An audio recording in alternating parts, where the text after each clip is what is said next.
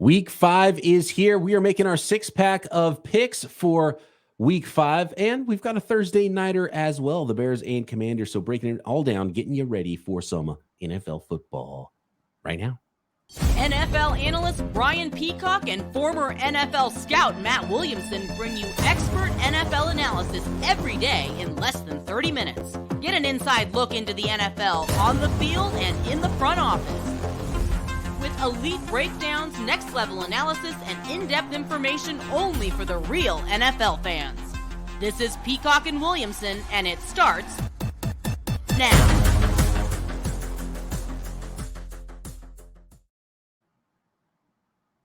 Welcome to the Peacock and Williamson NFL Show. Brian Peacock alongside Matt Williamson at BD Peacock at Williamson NFL. Thanks, everybody, for making us your first listen here on the LOCKEDON Podcast Network, your team every day. Appreciate all of the everydayers out there. Subscribe on YouTube. Make sure you hit the notification, the thumbs up. We appreciate you. And, of course, you can find this podcast, the audio version, everywhere you listen to your podcast. Today's episode of Peacock and Williamson is brought to you by Prize Picks, the easiest and most exciting way to play daily fantasy sports. Go to prizepicks.com/LockedOnNFL and use code, all lowercase, LockedOnNFL for first deposit match up to $100. All right, we're gonna finish this episode with the Chicago Bears and the Washington Commanders Thursday nighter. And I think there's a lot of young quarterbacks, a lot of coaches, a lot of teams trying to figure things out. And that's kind of the theme we've got going here with our 6-pack today. And I want to start actually with much like Justin Fields, Zach Wilson. We're kind of going to bookend with this idea here today because Zach Wilson showed signs of life last week, Matt. And I know it didn't turn out well in the end, and a costly fumble late on a shotgun snap, but he played the best football he has with the Jets, looked like an NFL quarterback, looked like a player with some good talent around him that the Jets might be able to be competitive and win a couple of football games here. They are at a team that right now is playing the worst defense in the NFL in the Denver Broncos. Now, they're playing in the Broncos' house, but maybe this is exactly back-to-back weeks, a get-right game last week, and with confidence built going against the worst defense in the NFL potentially, and now you have some confidence. Now potentially you have a football team with Zach Wilson. Maybe Robert Saleh was right all along, knowing that in-house Zach Wilson was the best shot they were going to have this year. Maybe he does get right. Maybe this is a situation where the Jets under Zach Wilson can have a little bit of a redemption story to their 2023 season. Yeah, I think that's not an insane thing to say. I mean, they have a defense, they have playmakers. If the offensive line can hold up like it did the other night, it's never going to be a strength. And it sure seems like maybe unlike the past, and maybe I'm looking too much into this, I think his teammates are behind him. I don't think he's the young second overall pick diva, blaming everybody else type of kid. I think he's grown up a lot. So he doesn't need to be great, but he needs to be, take a step forward. And this is a good, start. And before we dig into games, I just want to throw out one thing that I think is really interesting this week is we saw this with Alvin Kamara last week returning from suspension, but we're going to get like Jameson Williams back, and we're going to get Von Miller, probably all the guys that were on IR that had to sit 4 weeks, so we're getting an influx of some stars that we didn't see too this week, hopefully. And by the way, I want to go to a question from our frequent question asker, Zachary, that we didn't get to on yesterday's mailbag, but he had a question. We're kind of wrapping it into this idea here with Zach Wilson. He says, do you think there's too much blasting going on for Zach Wilson? He might not be the best QB, but there's been so much negativity towards him seemingly since Aaron Rodgers got hurt and ruined the Jets season. And I'll add, Zachary, to it that the negativity goes back to, long before. And when the team shows up and everyone's wearing T-shirts of the other quarterback and almost like glad that the different quarterback is playing and you're not playing last year when Mike White was in there, he did not have the locker room at all. There was no confidence at all anywhere. And I think that's the first step, because it's hard enough to play against a defense if the fans are against you in your own building and the guys on your own team in the huddle in the locker room are kind of against you and don't believe in you. That's tough to overcome.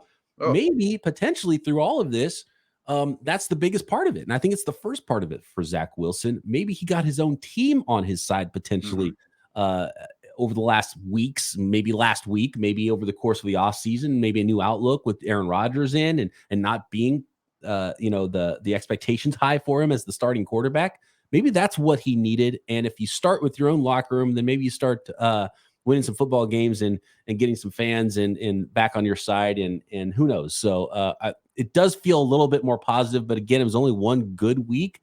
And I like the opportunity against the Broncos. By the way, Broncos at home have looked as bad as any team in the league this year.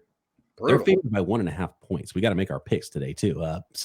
I like the points. I'm going to take the points. I'm going to take the away underdog Jets. And I'm really anxious to see and interested to see if Zach Wilson could string 2 good games together.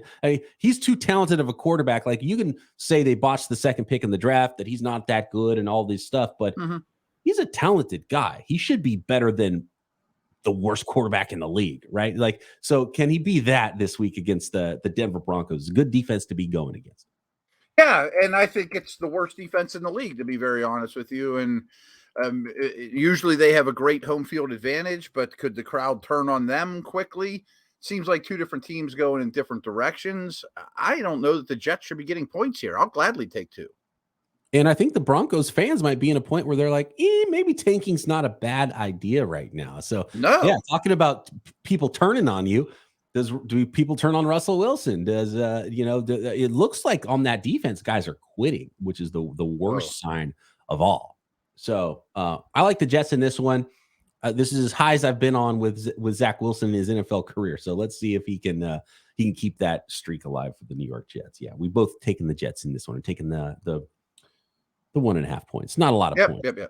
This should be much more of a pick 'em, or maybe even the Jets' favorite. There's a better team top to bottom. It's not going to be high scoring. Give me the points. It's not like Russell Wilson's playing amazing either. Let's not forget that. No, he's got to be respectable, but How about the other team in New York, Matt? The New York Giants are at the Miami Dolphins. This is a tough one. Dolphins at home favored by 10.5. Probably not the best get right game for Brian Daboll, Daniel Jones, and the New York Giants.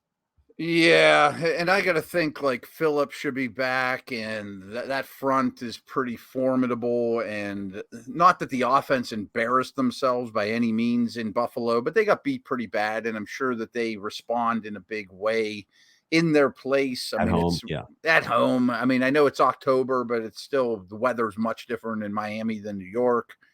11's not enough for me. I mean, the Giants look feeble.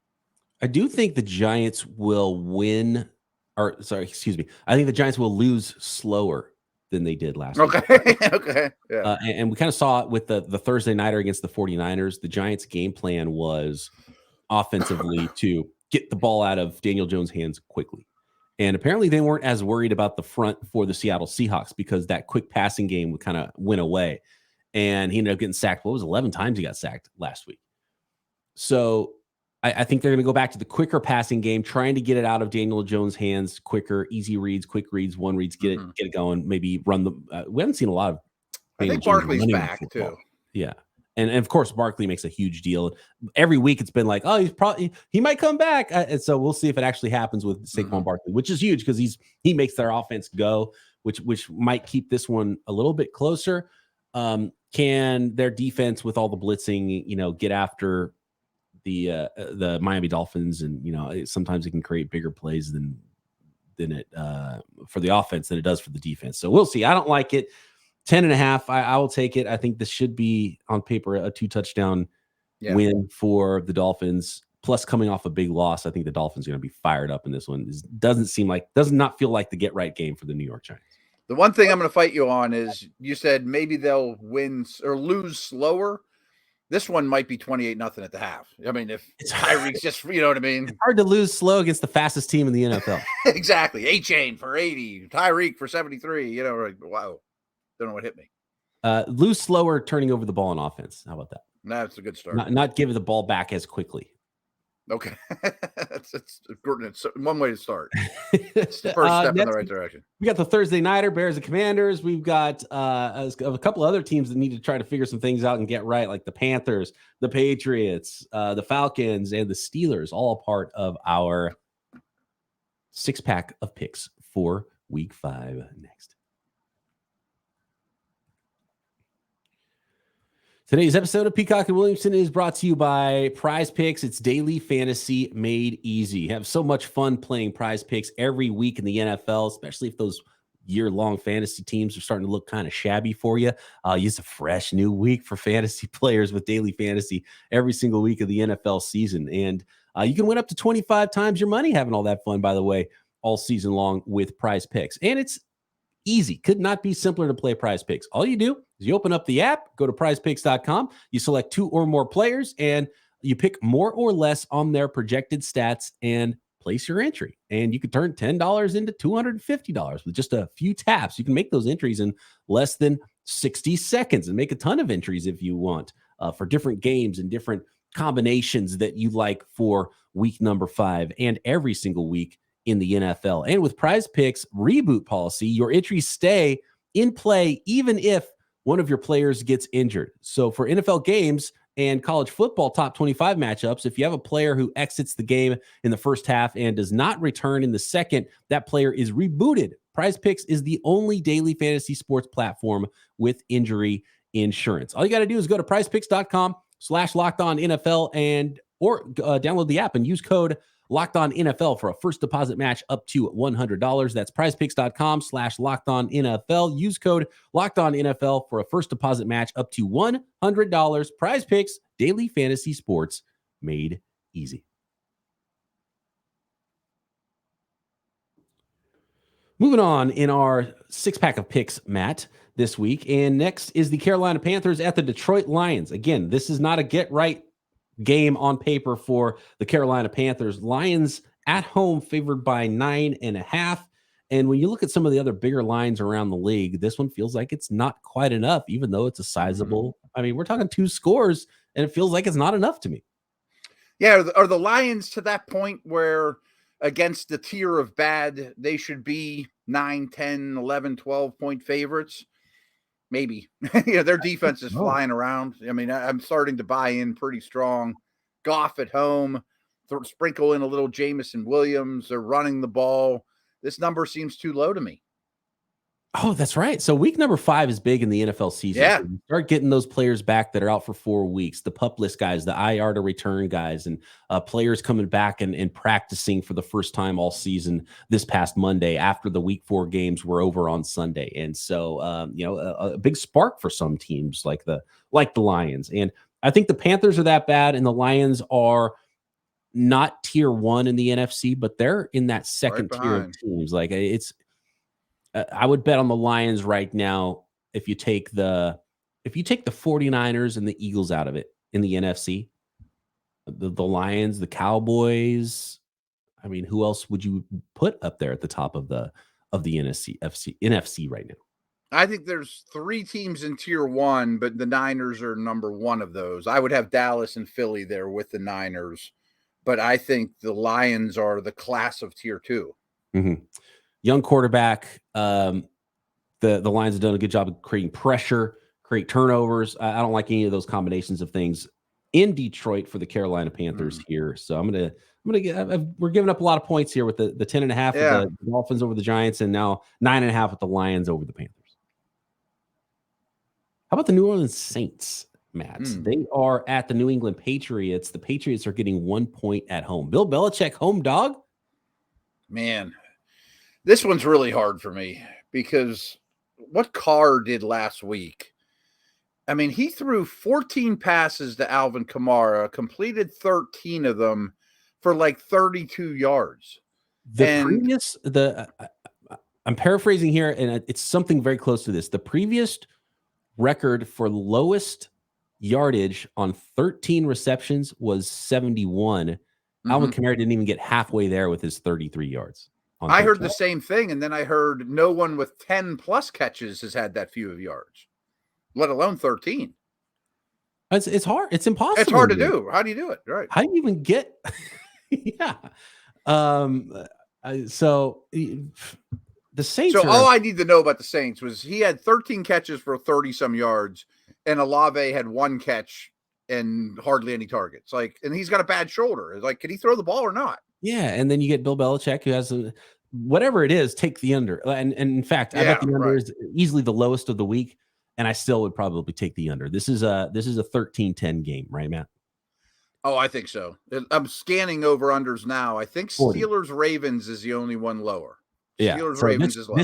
This one should be lower. This is 40 This one should be lower right now, which you get means to 20, you're going to win this game.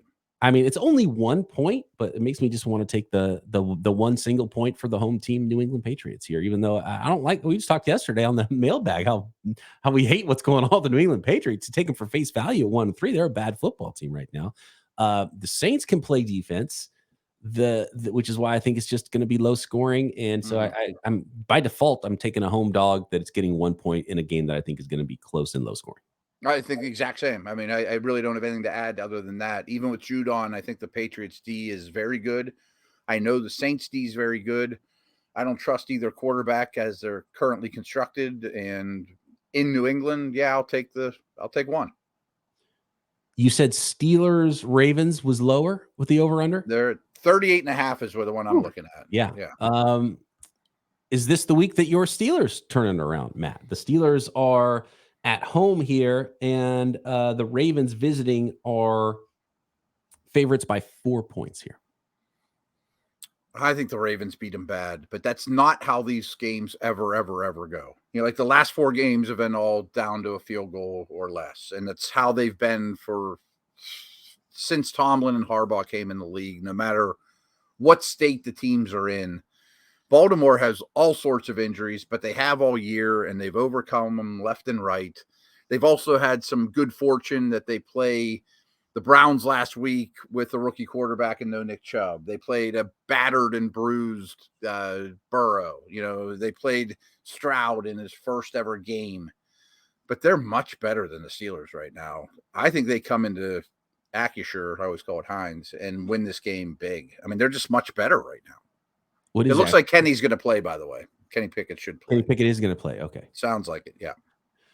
I hate this for the Steelers, but I like those home dog points. And in one of these games, is it a field goal game in the end? The Steelers keep it close. These teams know each other well. It is a new look offense for the Steelers. They haven't quite seen, but they do have, 4 weeks worth of tape now for Lamar Jackson, who, by the way, is completing 70% of his passes in this new offense. So he's playing great. I do like what I'm seeing from Lamar Jackson here, but it's so Lamar Jackson centric. He's the leading rusher. He's the leading receiver. He's the leading passer, leading rusher. Might as well be the leading receiver too. Yeah, right. So special teams, right. For example, we talked about the Lions and where they're at. I would pick the Lions over the Ravens straight up neutral field right now. Me too. I don't think the Ravens are playing quite as well as the numbers and record indicate. Yeah. Yes. So I'm a home dog guy. I'm going to do it right here and take those 4 points with the Steelers. Okay. And they're going into a bye after this, but they're not going to have Freiermuth and Cam Hayward's still out, Deontay's still out. Would Trubisky have given the Steelers a better chance to win than Pickett right now? Maybe the way Kenny's playing. I mean, they both last year we saw almost equal parts of both, and their yardage and numbers were almost identical. But you need Kenny to play just to evaluate him. We talked about that yesterday, but he's playing Zach Wilson level football right now. It looks bad. You almost want to. Yeah. I mean, with the bye coming up, maybe he doesn't need 2 weeks to sit, but maybe just clearing the noggin a little bit and. I thought it might be good for him, but not playing injured. Watch another quarterback for a week, then you come back and practice for the bye week and get healthy and start over. I think a reset would really help Kenny Pickett right now. I've said the same, but I think he's going to play. Okay, so injury's not going to keep him out. We've got one more in the 6-pack. That is the Houston Texans at the Atlanta Falcons, and the Thursday nighter as well, which is the Chicago Bears at Washington Commanders, which I think is a really interesting game, and I'm pumped for it to start the week. Next.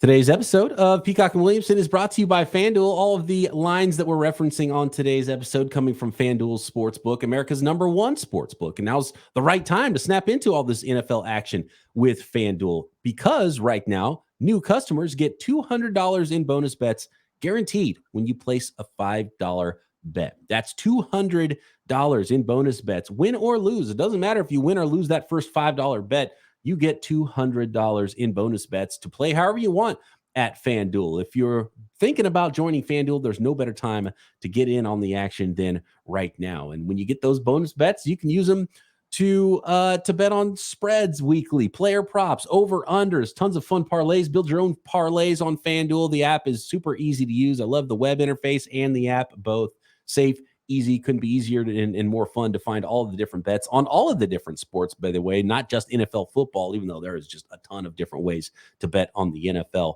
every single week. So visit FanDuel.com/lockedon and kick off the NFL season in style, or the second quadrant, the second quarter of the NFL season now that we're getting into here in week 5 in style. FanDuel, official partner of the NFL.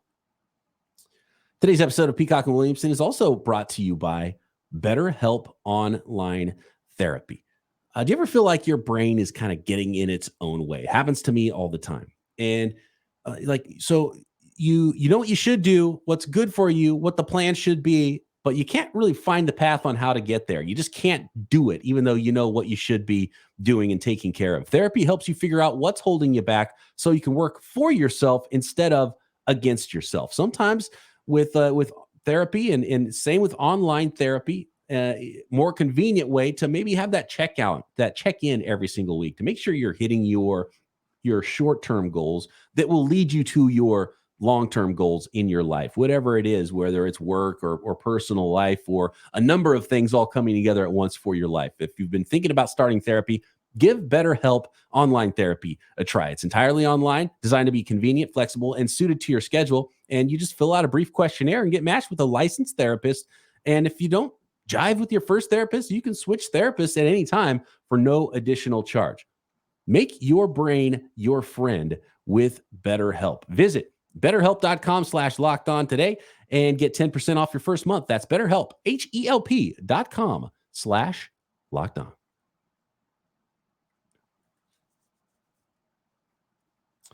All right, Matt, we are on to the Houston Texans at the Atlanta Falcons in week 5. Those Falcons at home are favored by just 2 points against a chippy Houston Texans team that is starting to play some pretty good football. And they have arrived much quicker with a young quarterback, first-time head coach, first-time play caller on offense than I think we all expected. I mean, the stock is going through the roof right now for these Houston Texans.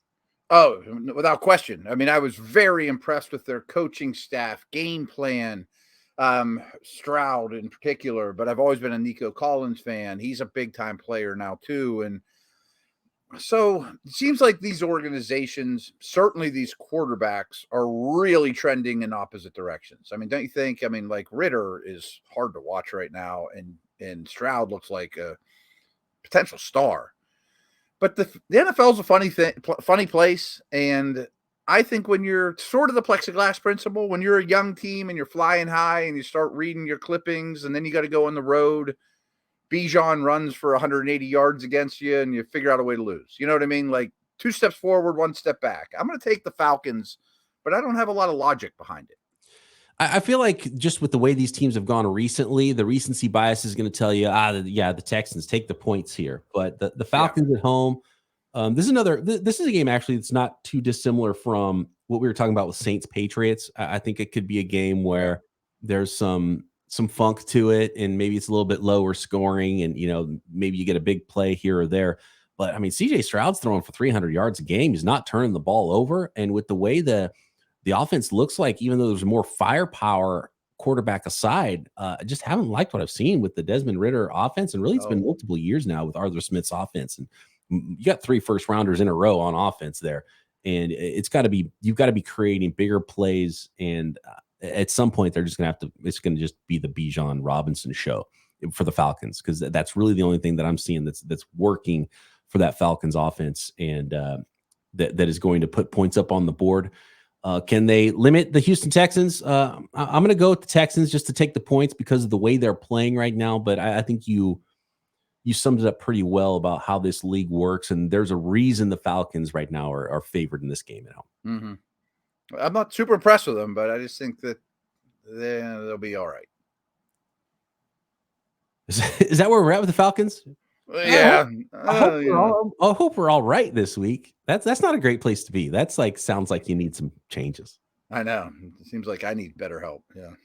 Yeah, better. I have no way of it. Yeah. I mean, sports fans in general need to check out the online therapy. I mean, based on what we see with comments on YouTube and social media and some of the questions, fans are having a tough time, man, with their struggling franchises right now. That's for sure. And of course, on Thursday Night Football. So wait, yeah, you had the Falcons. I have Texans in that. Yeah, one. And that concludes. I wouldn't touch it though. Yeah, I might not want to watch much of it. Actually, the Texans have been pretty fun to watch. They're entertaining, yeah. And the Falcons have things worth tuning in to watch. Without a doubt. That the quarterback position is not, and I don't want to put it all on Ritter. I think Arthur Smith deserves some here because this has not been a Ritter problem. This existed before Ritter. You know what I mean? So true. I'm like, you got to be able to figure out, and he has strengths and weaknesses as a passer. So utilize those strengths and create some stinking plays for some players that aren't Bijan Robinson.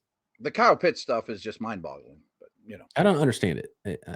I don't get it at all. It's speaking of trade deadline, let somebody else utilize the guy. Oh, send him to Carolina or whatever. Yeah, maybe that's what the Panthers need is a tight end instead of he'd be the fastest offensive player, like he'd be the most explosive wide receiver on the team, and he's a tight end. Exactly. I'd love to see him anywhere else. I mean, every game he's running free and somebody throws it in the seats. I mean, it's been like that for 3 years. How about the Chicago Bears? Very similar to how we started the episode with Zach Wilson and the Jets. Yeah. The Chicago Bears have found ways to lose and just amazingly found new ways to lose last week when they were leading big. Justin Fields having the best game of his. And by the way, so I went back and watched the Bears game because I wanted to see if it was just kind of fluky and Justin Fields didn't actually play that good. And even though he was, hitting 20 straight completions, and he was good, Matt. He was decisive for the first time in his career. Like the footwork was matching up with his drops and he was hitting his back foot, letting the ball out. My favorite play from him, he's made some elite level throws in his short career and some elite runs. And, he's a physically talented guy and his highlight tape looks good and his low light tape looks awful. Right. But I haven't seen him quite make some of the throws I saw him make in this game, like one where he was getting pressure off of his left side and he still was able to stand in there, not get sacked. He's done such a bad job of creating sacks for himself in his career. And partially the offensive line is to blame, but a lot of it is on Justin Fields. But he got the ball out, little arm angle, tiny window, trusting what he saw, trusting his receiver, hits a slant to DJ Moore. It was the best play I've seen from him because of the timing and the rhythm of it. Pressure in his face, making a throw in a small window with timing. And it's so important for him to start doing these things. And I saw a lot of it. The picture looked so much clearer. I mean, if he would have done this in week 1, I think we'd have all freaked out about Justin Fields being the next great young quarterback in the league. But we just seen bad football leading up to this game. So I think for Bears fans, I think, your boy Getsy called a better game. Yeah. Around Justin Fields played better too. So really excited me, except for the choice to not kick the field goal and to go for it on 4th down by Matt Eberflus, and they ended up losing that football game. So that's a bummer for the Bears. But I don't think wins and losses are super important at this point. But seeing the growth is, and we saw that growth. So going back, I was actually more impressed watching the tape on Justin Fields than I was real time and kind of going back and forth with that game and some others on Sunday. Yeah, I'd go so far. I mean, I still have some doubts about him. He's way far from out of the woods, but I think it was a fabulous first step towards progress or showing the Bears you have your quarterback, use those picks on a receiver and a pass rusher. You know what I mean? I'm here for you. I think you'll make plays in this one too. Or at least if they have too high of a pick this year, maybe he showed enough for another team to say, give me that guy. I can fix that guy. So he might be auditioning for the rest of the league at this point too. And like you said, Dayball together. It's funny, and I don't remember which. It wasn't like a real report of any of these conversations happening. But speaking of the trade deadline, I don't remember what the publication was, but somebody put out a fake trade deadline trade, and it involved a swap of Ritter and Justin Fields. What if Justin Fields? Imagine him in that attack and the Falcons attack. Right? Yeah, that would be interesting. I'd love to see him in Atlanta. Yeah. Who you got in this one? 6 is a big number. The Bears' defense is horrible. I kind of like what I saw from Howe yet again. They have weapons, but I think Chicago keeps this within 6. The Commanders have been up and down, but they've had a lot more ups than the Bears have. And you mentioned it when we were doing our recap show last week that the Bills' loss looks a lot better now. Yeah. The Commanders getting blown out, and they've been really competitive every week other than that. So I really like the Commanders.